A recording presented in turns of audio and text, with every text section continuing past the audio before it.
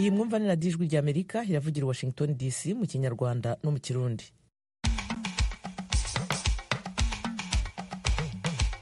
Muri uyu mwanya muri kumwe nanjye Eugenia Mukankuse, ndabasuhuza kandi mbaha ikaze mu makuru yacu ya mu gitondo. Twizeye ko mwizihije Noheli neza, abo bitagenze uko mwabyifuzaga mwihangane, ejo bizagenda neza. Ababuze ababo namwe turabihanganishije.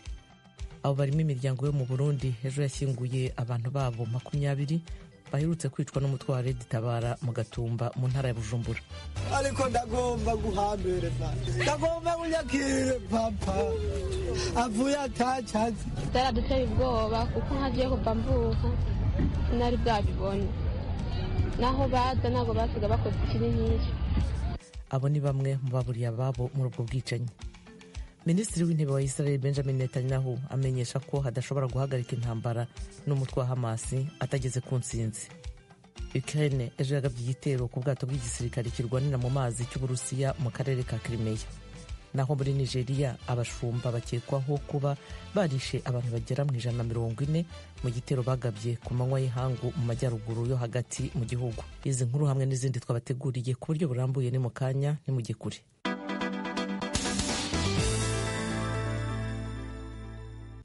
Turahera ku makuru avugwa hirya no hino ku isi. Kuri uyu wa kabiri Leta Zunze Ubumwe za Amerika yarashe ku birindiro by'imitwe yitwaje intwaro ishyigikiwe na Irani muri Iraq. Thomas Kamirindi abahinkuru. Mu itangazo yashyize ahagaragara, Minisitiri w'Ingabo za Leta Zunze Ubumwe za Amerika Lloyd Austin avuga ko barashe mu gitondo cyo kuri uyu wa kabiri ahantu hatatu hakatayib Hezbollah n'amashami yayo. Asobanura ko babikoze ari ukwivuna ibitero by'uyu mutwe witwara gisirikare ku ngabo za Amerika ziri muri Iraq no muri Syria, birimo icyo Katayib Hezbollah n'amashami yayo bagabye ku wa mbere ku kibuga cy'indege cya gisirikare cya Erbil mu majyaruguru ya Iraq. Katayib Hezbollah yakoresheje indege itagira umuderevu drone ikomeretsa abasirikare 3 ba Amerika barimo umwe wakomeretse cyane. Amerika ivuga ko aho yarashe yashenye inyubako nyinshi Katayib Hezbollah yakoreragamo kandi ko ishobora kuba yivuganye n'abarwanyi benshi bayo. Iraq yamaganye ibikorwa bya Amerika ivuga ko ari igitero kuri yo no kuvogera ubusugire bwayo bidashobora kwihanganirwa. Amerika ifite abasirikare bagera ku 2500 muri Iraq n'abandi bagera kuri 900 muri Syria mu rwego rw'ingabo mpuzamahanga zagiye kurwanya umutwe wa leta ya Kisilamu. Imitwe ishyigikiwe na Irani yongereye ibitero byayo bya drone na roketi kuri izi ngabo mpuzamahanga kuva ku itariki ya 17 y'ukwezi kwa 10 gushize. Amerika ivuga ko bimaze kurenga 100. Leta ya Uganda yatangaje ko abarwanyi bakorana n'umutwe w'intagondwa zikorana na leta ya Kisilamu bagabye igitero cyahitanye abantu 3 mu mudugudu wo muri icyo gihugu. Oriane Tangishaka. Ivyo vyatangajwe n'umuvugizi w'igisirikare cya Uganda kuri uno munsi wa kabiri.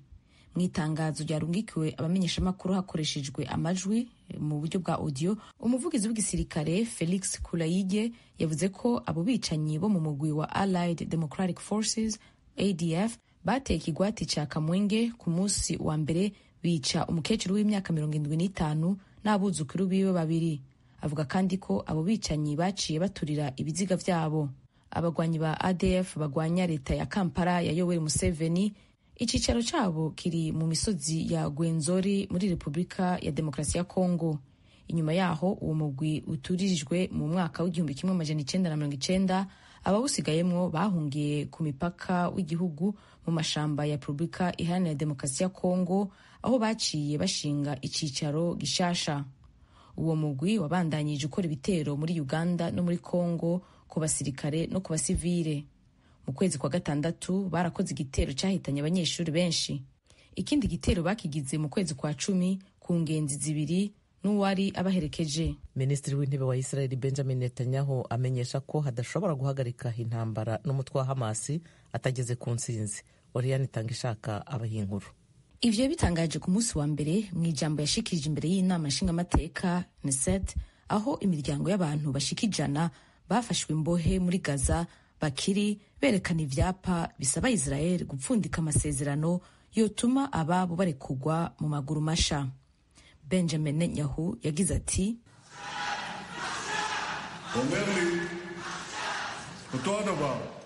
kuri mwebwe abasirikare ba Isiraheri no ku miryango ikibabajwe n'abanyu bagizwe imbohe, reka mbivugira aha, ntituzahagarika intambara kuko nta kindi gihugu dufite kandi nta n'indi nzira dufite. uyu mushikiranganji mukuru yongeye agendera mu ntara ya Gaza ku munsi wa mbere aho yabonanye n'abasirikare ba Isiraheli. Yabibukije ashimitse ko bazobandanya intambara gushika Hamas itsinzwe.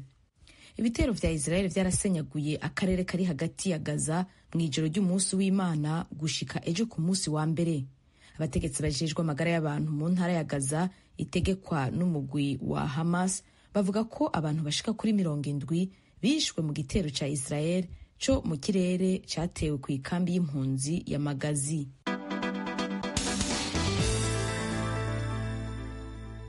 Ayo yaramwe mu makuru avugwa hirya no hino ku isi. Barakoze Oriane Tangishaka na Thomas Kamirindi bayatugejejeho. Mu kanya turajya mu karere k'ibiyaga bigari bya Afurika.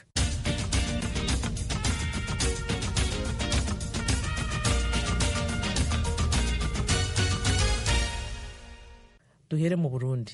Kuri uyu wa kabiri niho abantu 20 bishwe n'umutwe witwaje intwaro mu ijoro ryo kuwa gatanu w'icyumweru gishize Vugizo muri zone Gatumba mu ntara ya Bujumbura bashinguwe mu cyubahiro. Inkuru tugezweho na Desire Atungimana ari Kigali mu Rwanda.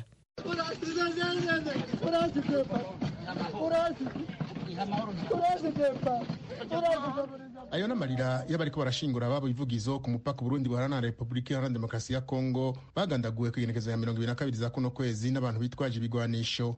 Abantu 20 mu muryango 9 nibo bahasize ubuzima, bagizwe hanini n'abana n'abagore nk'uko vyashikijwe n'umunyamabanga akaba n'umuvugizi wa leta y'u Burundi Jérôme Niyonzima. Mwitongo ry'abapfuye rya Warubondo ni habo bantu bashinguwe, ahari hari isinzi ry'abantu rigizwe n'abana, abagore, abagabo eka n'abahumure, bose bakaba bari mu marira ntangere. Abo mu miryango yabuze bizera ko Imana izobahorera abo bakoze ako kabi bakagaragara.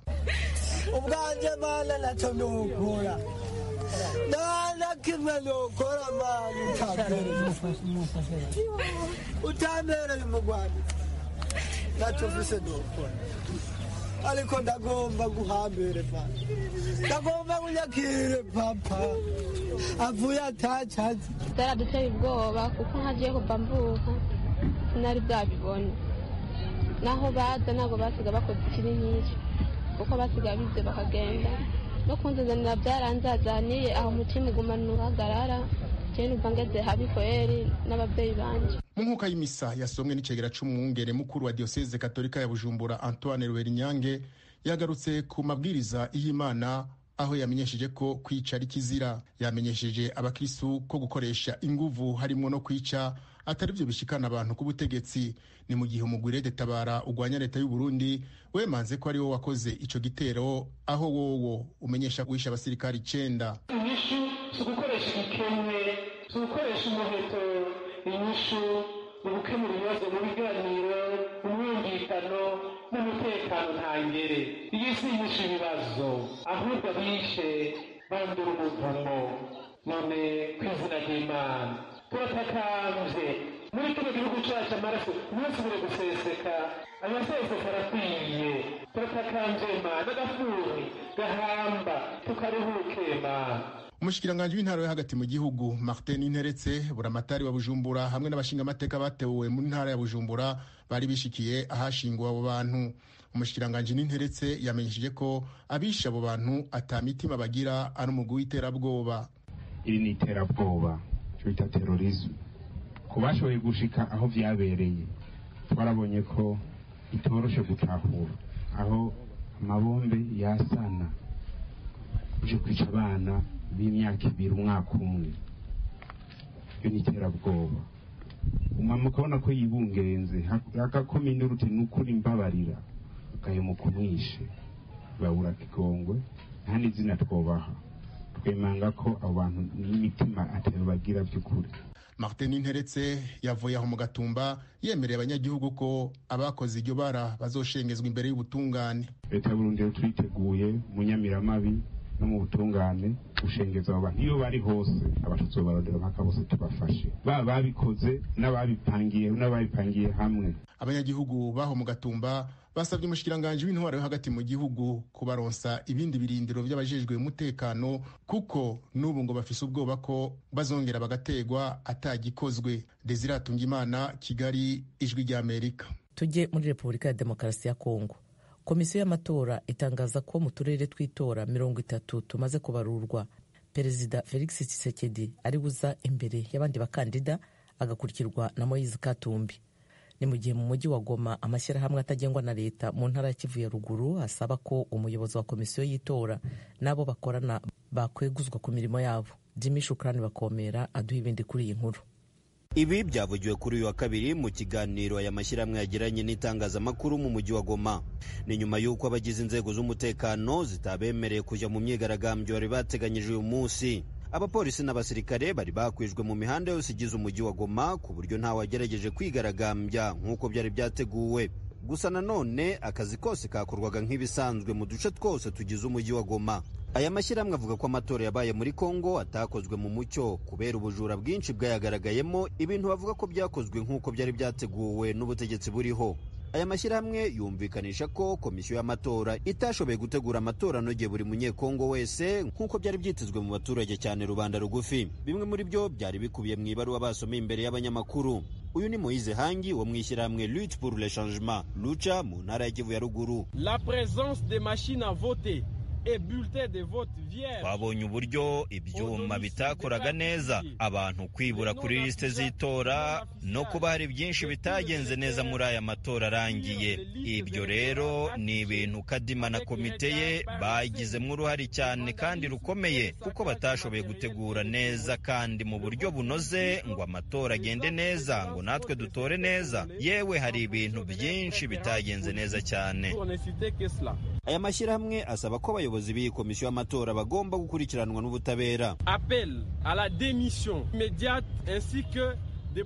Turasaba ko Bwana Denis Kadima na bagenzi be bose beguzwa vuba na bwangu hakajyaho abandi. Aba kandi bagomba kujyanwa mu butabera bagafungwa bakisobanura birambuye cyane ku mafaranga yakoreshejwe mu bikorwa by'amatora. Ubu tubona ko yanyerejwe na Bwana Denis Kadima. Serge Hamuli, umuyobozi wungirije wa societe civile mu mujyi wa Goma, yabwiye Ijwi ry'Amerika ko Seni idafite ubunararibonye bwo kuyobora no gutegura amatora. Depuis qu'on l'a nommé, il était un expert. Kuva aho Bwana Kadima yatangiriye kuyobora Seni, yashatse kwereka abanyekongo bose ko ashoboye akazi, kandi yego natwe nibyo twari tumwitezeho, ariko aya matora tweretse neza ko nta bunararibonye umugabo na bagenzi be bafite. Amafaranga ya leta yaranyerejwe, amatora agenda nabi cyane. None reba bashaka no gubutegetsi umuntu abaturage badashaka nk'uko byagenze muri 2018. Oya rwose ntabwo twabyemera, ni bamufunge kuko nibyo bimukwiriye. Mashyirahamwe kandi arasaba urukiko rw'ikirenga rusesa imanza muri Repubulika ya Demokarasi ya Kongo gutesha agaciro ibyavuye mu matora yo kuri 20 ku kwezi kuko ibirimo bitizewe habe na gato. Nubwo ibi bivugwa n'aya mashyirahamwe na za societe civile zo mu ntara, hari abatabibona uko. Sankara bin Karitumwa ni umusesenguzi wa politiki ya Kongo avuganye n'Ijwi ry'Amerika. Bwana Kadima yakoresheje amatora neza binyuze mu mategeko kandi turabimushimira cyane. Kuba hari ikitaragenze neza ibyo tubona ari ibisanzwe. Abavuga ko amatora yagenze nabi ni abantu bundi batavuga rumwe n'ubutegetsi kandi abo ntibabura. Ku ruhande rwanjye amatora yagenze neza cyane, ahubwo inzego z'umutekano zije zita ku bantu bashaka kudusubiza inyuma. Mu cyumweru gishize ubwo amatora yarangiraga, abakandida 5 batavuga rumwe n'ubutegetsi nabo bishyize hamwe bahamagarira abanyekongo bose kutemera ibizava mu matora, nabo bavuga ko atakozwe mu mucyo. Mu kiganiro yagiranye n'itangazamakuru Kinshasa mu murwa mukuru wa Repubulika ya Demokarasi ya Kongo, Bwana Denis Kadima uyoboye komisiyo y'amatora Seni atera utwatsi bivugwa n'abatavuga rumwe n'ubutegetsi. Twari twiyemeje gutegura amatora ameze neza akwiye igihugu cyacu, kandi ibyo twabigezeho cyane 95%. Yego murabizi ko amakosa ku buryo bumwe cyangwa ubundi atabura, ariko Seni twakoze ibyo twagombaga gukora cyane kuko abaturage babonye umwanya wo gutora kuko babifitiye uburenganzira. uburenganzira. Ihuriro ry'abakandida batavuga rumwe n'ubutegetsi rivuga ko nta na rimwe rizemera ibizatangazwa na seni igihe hatabayeho andi matora. Kuri uyu wa gatatu tariki 27 iryo huriro rirateganya gukora imyigaragambyo mu gihugu hose risaba ko aya matora yateshwa agaciro bityo hagakorwa ndanyuze muri demokarasi. Jimmy Shukrani Bakomera, Ijwi ry'Amerika, Igoma. radiyo Ijwi ry'Amerika, ibiganiro byacu birakomeje. Tugeze ku kiganiro Amerikana ku byaranze Amerika mu byahise no mu gihe tugezemo.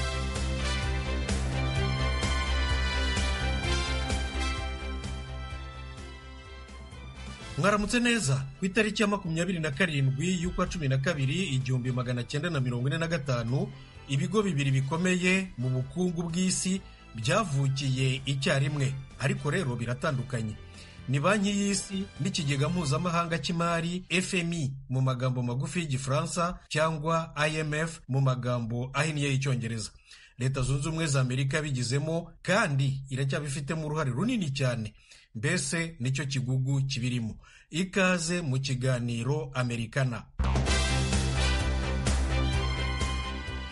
Kuva ku itariki ya mbere kugera ku ya 22 z'ukwezi kwa karindwi 1944, Leta Zunze Ubumwe za Amerika yakoranyije inama y'ibihugu 44 byo ku isi yose ahitwa Bretton Woods muri leta ya New Hampshire mu majyaruguru y'uburasirazuba bwayo. Icyo gihe intambara ya kabiri y'isi yose yari igica agati n'amabuye, ariko abayobozi b'isi bo bari baratangiye gutekereza uburyo isi izasana ibyangiritse no kongera kwiyubaka nyuma y'intambara.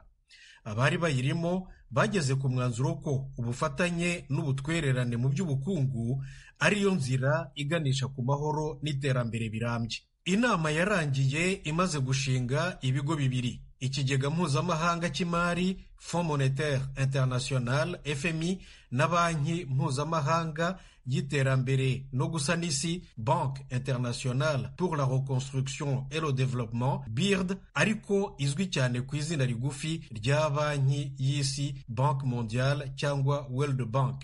FMI ifite inshingano zo guteza imbere ubutwererane mpuzamahanga mu by'amafaranga, gukora ku buryo ubuzima bw'imari budahungabana ku isi nyine, no koroshya ubuhahirane. Ishinzwe kandi kurwanya ubukene n'ubushomeri.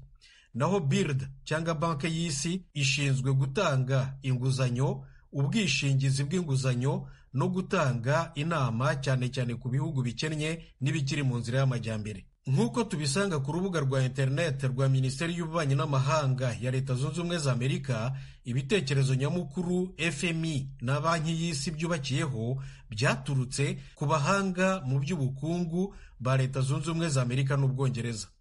Byahawe umugisha n'ibyemezo by'abakuru b'ibihugu byombi, President Franklin Roosevelt na Minisitiri w'Intebe w'Ubwongereza Winston Churchill mu nama bise Atlantic Conference bagiranye mu kwa munani 1941.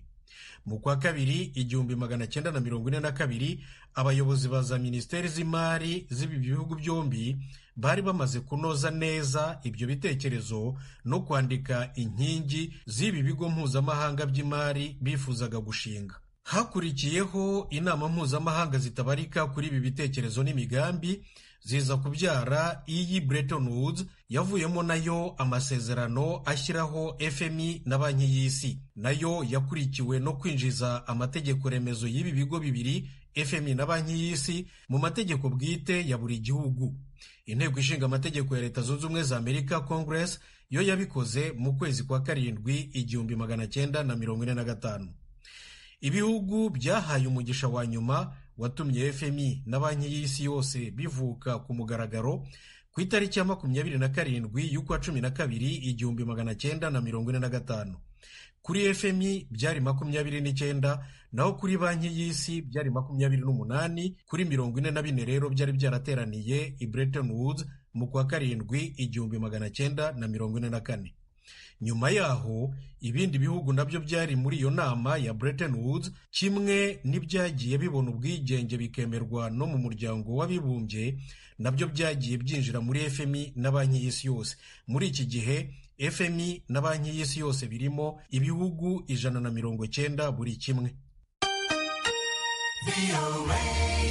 Ijwi ry'Amerika nubwo byavukiye i Bretton Woods n'ubu bikaba bikihitirirwa, babyita rero ibigo bya Bretton Woods, FMI na Banki y'Isi bifite ibyicaro byabyo bikuru mu murwa mukuru wa Leta Zunze Ubumwe za Amerika, Washington DC.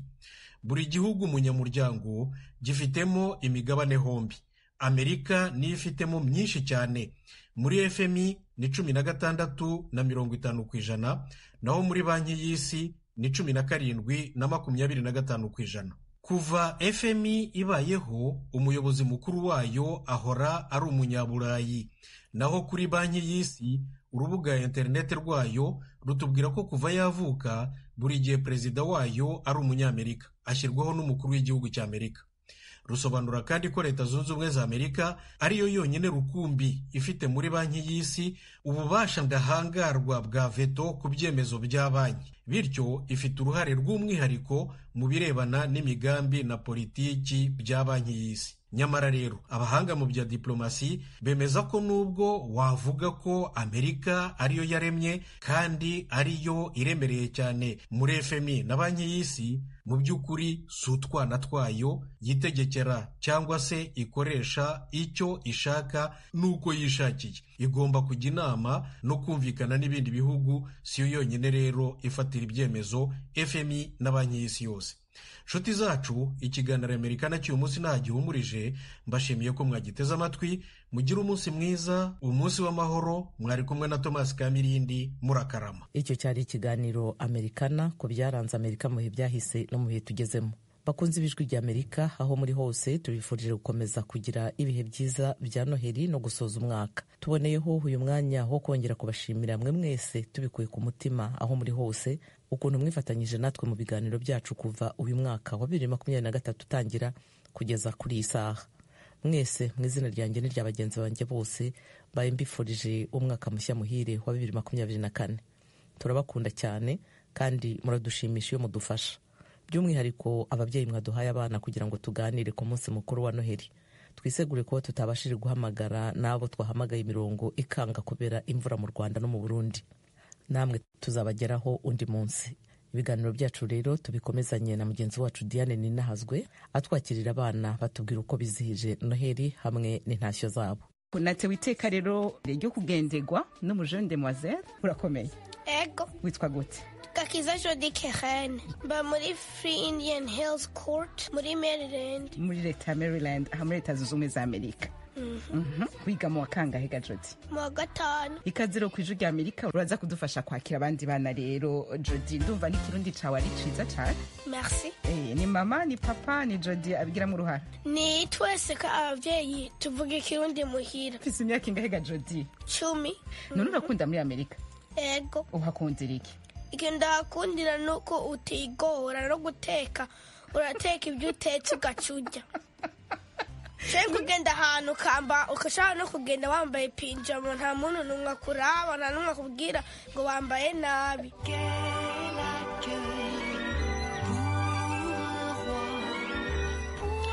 Ijwi ry'Amerika, Washington DC, mu Kirundi no mu Kinyarwanda. Turafise Chris ku yundi murongo wa telefone. Chris, ikaze ku Ijwi ry'Amerika.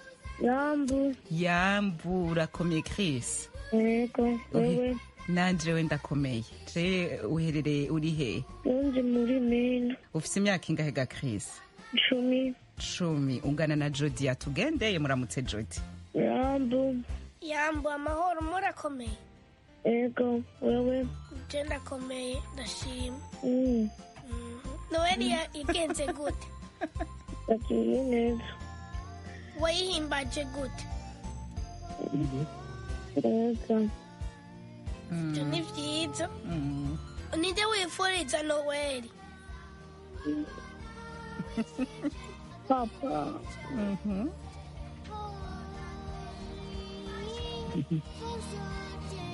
Papa nande?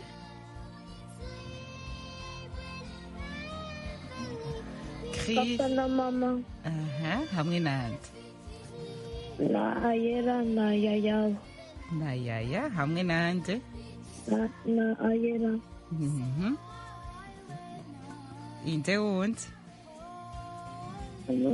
Kusha mitweke. uracaryamye ga Chris none uracaryamye kumenga uraryamye twakuvyuye uratubabarira uraza gufata kanape mu nyuma sivyo wakoze cyane Chris ubwire papa na mama ko bakoze kutuguha ngo tuvugane sivyo ego bye bye turamukiriza abana bose muri Maine ego urakoze Geze mu rugo nkunda gukora cyane umukoro wo mu rugo niwo utuma nsinda mw'ishuri dukunde gukora akarimbo kitwa imikoro gukora ibikorwa bariko bavugira mukunde gukora abana wavyumvise nyakirira uwitwa Frank twumva hari Frank karibu nitwa Ishimwe Frank tuye muri Congo territoire ya Uvira basuze mwese urakoze cyane Frank urakomeye muri Congo turakomeye namwe murakomeye natwe turakomeye wahimbaje gute Noel ga Frank nahimbaze neza Noeli yaratangiye ari ku munsi wa 24 muveye tuwaza gukora amadekorasiyo yo mu nzu turagenda ku ikanisa bamama baradutekera neza vema turarya turishima twebwe k'abana tugomba kuja ahantu dutembera kuri plage turagenda turakina vrema yari Noeli nziza vrema Frank ndaryohewe ngira ngo yari Noeli nziza kuri mwese gosheri yari Noeli nziza cyane muramutse rero uwundi mwana yitwa Jody turi kumwe muri studio amahoro Judy umeze neza ego kuko babivuze njewe nitwa Frank wiga he njewe nyiga kuri lycée moderne la Grace ufise imyaka ingahe mfite imyaka 11 uri mu kangahe ndi muri wa mbere wa secondaire ni vyiza ni vyiza Judy ngira ngo waragize Noeli nziza ego nagize Noeli nziza pe Imana ishimwe cyane Frank ushaka rero kwifuriza Noeli nziza bande shaka kufuriza Noeli nziza abantu bose batumva namwe urakoze merci na kaka wanje uzara mama na papa na grand frère wanje n'abanyeshuri bacu urakoze cyane Frank nonubu yaratsinze yigisha urundi baruka none bana b'iwacu muze dusaba Imana tuzitwiga amashure tumere nk'uyo mwana. nshuti banywanyi ibiganiro radiyo ijwi ry'amerika yabateguriye kuri iyi saha naha bihumurije mbibutse ko iyi radiyo yanyu ivugira i Washington DC mu kinyarwanda no mu kirundi. Mu Burundi mudukurikira ku mirongo migufi kuri metero 19 na metero 22. Aho mu Rwanda turi kuri FM 104.3 y'Ijwi ry'Amerika.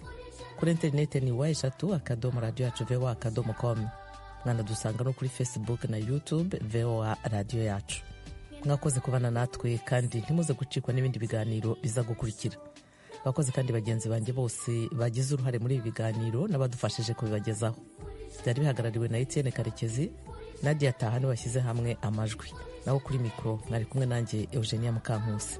Tubasezeye tubifuriza mwese amahoro n'amahirwe aho muri hose. Muzaji